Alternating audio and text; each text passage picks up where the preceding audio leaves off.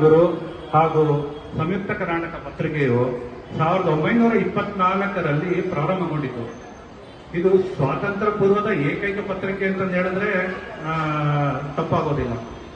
ನಾವು ಸುಮಾರು ಇಂದಿಗೆ 105 ವರ್ಷಗಳನ್ನು ಪೂರೈಸಿ ನಾವು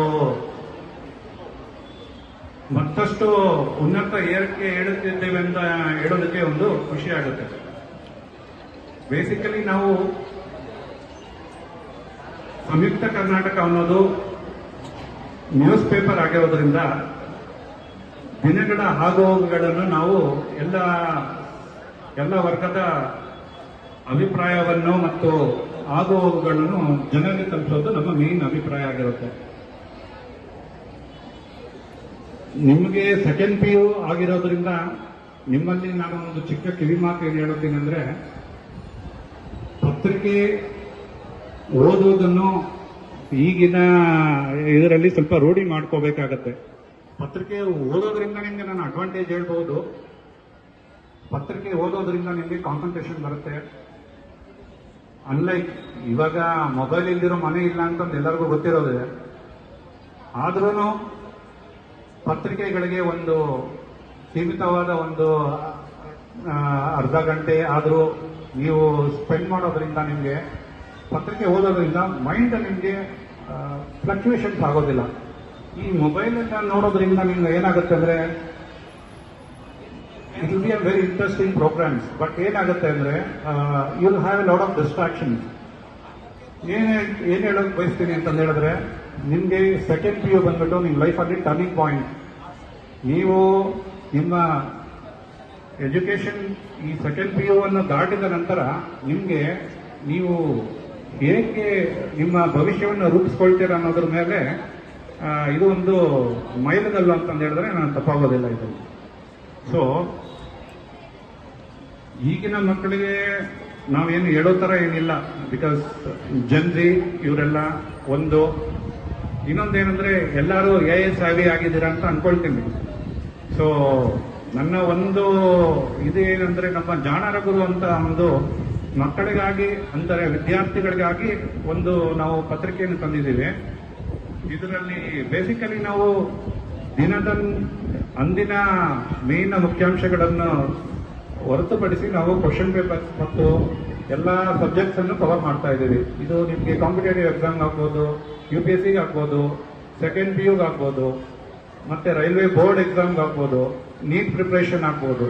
ಸೊ ಇದನ್ನೆಲ್ಲ ನಾವು ಕ್ಲಬ್ ಮಾಡಿ ಒಂದೇ ಪತ್ರಿಕೆಯಲ್ಲಿ ಕೊಡ್ತಾ ಇದ್ದೀವಿ.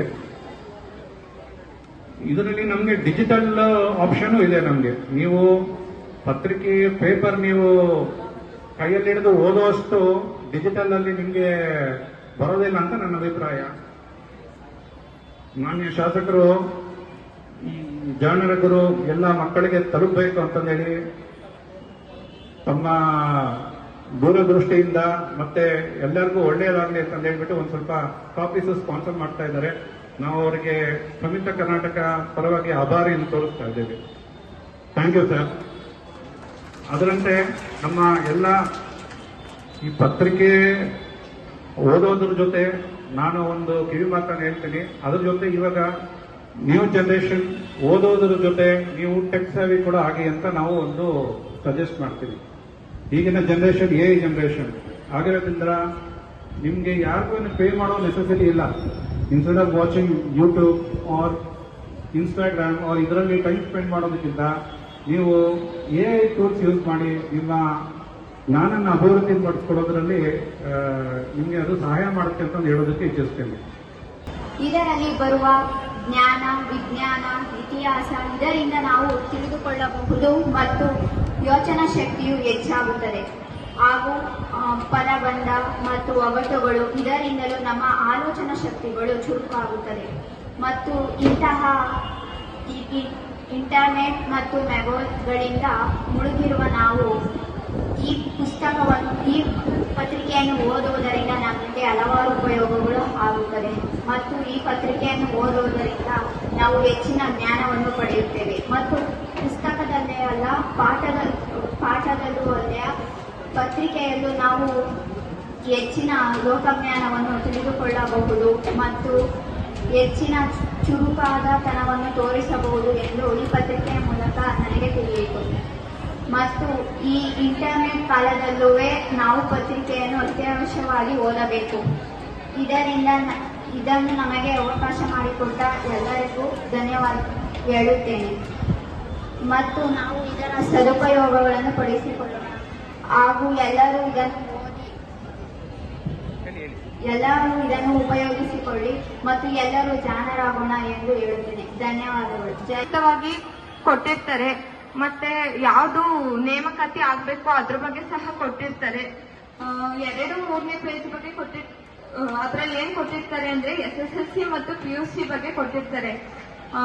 ಅದಷ್ಟೇ ಅಲ್ಲದೆ ಈ ದಿನದ ವಿಶೇಷ ಇತಿಹಾಸದಲ್ಲಿ ಏನಾಗಿತ್ತು ಅನ್ನೋದನ್ನ ಸಹ ಕೊಟ್ಟಿರ್ತಾರೆ.